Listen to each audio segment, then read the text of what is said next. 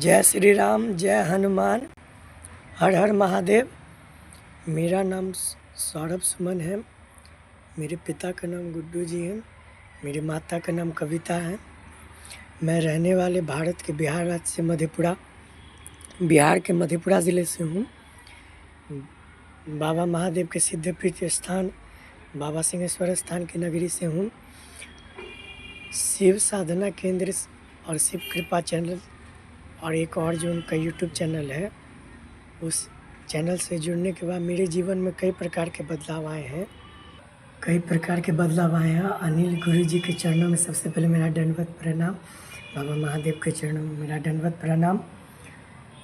शिव साधना केंद्र से जुड़ने के बाद मेरा पूरा जीवन ही बदल गया। तो कहते नहीं, एक तरह से समझिए तो मेरा जीवन ही समझ लीजिए तो एक तरह से तभी शुरू हुआ उनके चैनल से जुड़ने के बाद। और मेरा अनुभव ये रहा है, सबसे पहले तो जय हनुमान। मेरा अनुभव ये रहा है कि शिव साधना केंद्र से जुड़ा मैं जब गुरुजी ने बताया, उसमें वीडियो में उनके बताए हुए पूजा पद्धति शुरू की। मैंने उनके बताए हुए तरीक़ों से पूजा करना शुरू किया तो मुझे अनुभव होने शुरू हो गया कुछ जो पूजा में होते थे। तो मुझे लगा ये सब नेचुरल होगा। लेकिन फिर गुरुजी के वीडियो में देखा, मुझे पहले शुरुआत में मैंने 7वां हनुमान चालीसा पढ़ना शुरू किया। तो 7वां जब हनुमान चालीसा पढ़ना शुरू किया तो मुझे उबासी आती थी बहुत ज़्यादा। तो मुझे लगा ये नेचुरल होगा, ऐसे ही आते हो। फिर गुरुजी की वीडियो में देखा कि नहीं, ये जो ऊर्जा प्रवेश करती है शरीर में तब ऐसा फील होता है। और फिर इसके बाद क्या हुआ कि जैसे जैसे गुरुजी ने जिन अनुभव बताया तो वो सब मतलब पूजा करते समय जो होते वो सब होने लगे मुझे महसूस। आज संजोग एक बात का ये भी था, मुझे वो चीज़ पहले एहसास हो जाती थी कि मुझे पहले लगता था ये नेचुरल।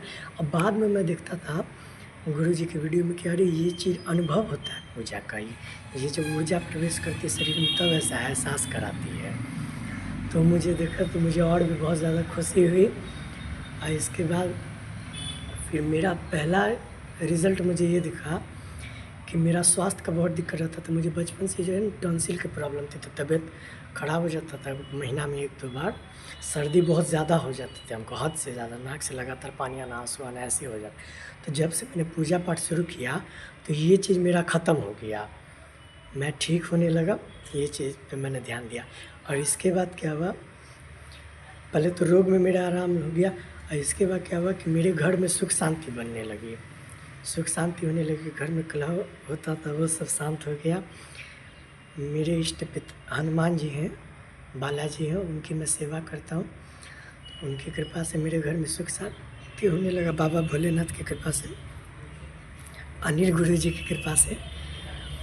और फिर जो है ना, इसके बाद क्या हुआ कि दादी, जब मैंने शुरू में पूजा पाठ शुरू किया था तो मेरी दादी घर परिवार के मतलब लोगों ने कहा कि अरे तुम क्यों करते हो ये सब पूजा पाठ, ये सब तो बड़े लोगों का काम है, होता ना, मतलब कहते हैं शुरू में करो आप काम शुरू।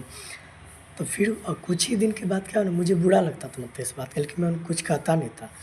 और फिर उसके बाद क्या हुआ ना कि फिर मतलब कि दादी जी स्वयं कहने लगी कि अच्छा बेटा तू कर पूजा, कोई बात नहीं, पढ़ाई पे भी ध्यान दे और पूजा भी कर अपना। और माता जी हमारी जब शुरू में मैंने पूजा पाठ शुरू की थी तो मेरे उठने के पहले ही नहा धो के माता जी पूजा का जो घर होता है ना पोछ देती थी, बर्तन वगैरह साफ़ कर देती थी। तो लेकिन अब ये सब काम मैं करता हूँ खुद, क्योंकि मैं कहता हूँ मैं करता हूँ, माँ जी तो मैं ही कर लेता हूँ, आप क्यों कष्ट करोगी।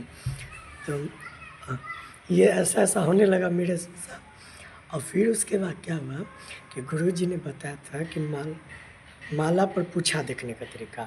तो मैंने तो कभी ये सब चीज़ को एहसास किया नहीं था, पहली बार जीवन में दास पर कृपा हुई तो शुरू होने लगा। और जब ये सब चीज़ का अनुभव होने लगा तो मुझे ये देखना था कि कैसा महसूस होता है जब या किसी के बारे में पता चलता होगा कि इसके साथ ऐसा होने वाला, पहले पता चला था वो, ये कैसे पता चलता।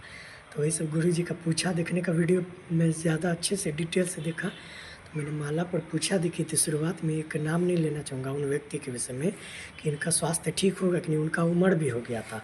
तो उनके विषय में देखा तो कहा था कि नहीं, ये इतने 2024 में दिसंबर महीना तक ये गुजर जाएंगे। और ठीक वो दिसंबर महीना में गुजर गए।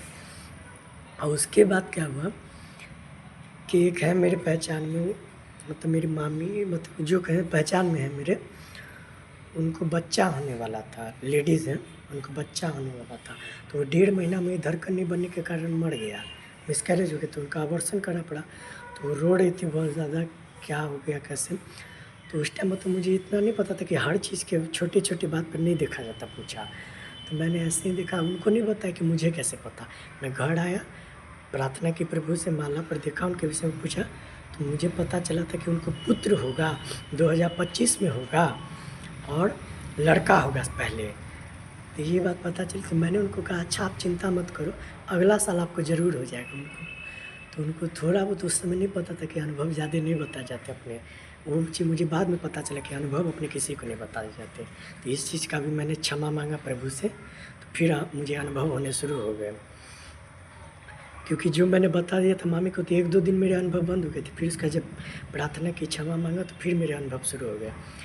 और फिर जो है उनको 2025 में 11 जुलाई को पुत्र हुआ और उनको लड़का हो गया इसी साल 2025 में, जो कहा था हनुमान जी ने।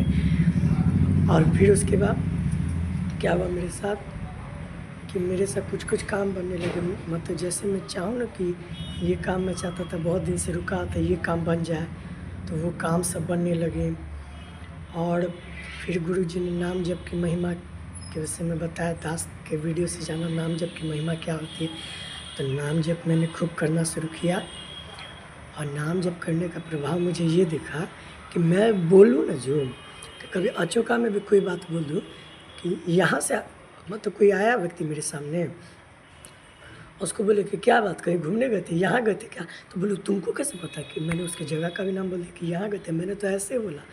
और वो बोला तुम्हें कैसे पता। और फिर मैंने बोला अच्छा कोई बात। फिर एक दिन क्या हुआ, कभी कभी क्या होता कि मैं बैठूँ किसी से बात कर रहा हूँ, और उस बोले कि मुझे ऐसे ही वो अपना बातचीत मुझसे शेयर कर रहा था। मैं बोले अच्छा चिंता न करो, तुम्हारा ये काम हो जाएगा। वो काम नहीं भी होने वाला रहता, असंभव काम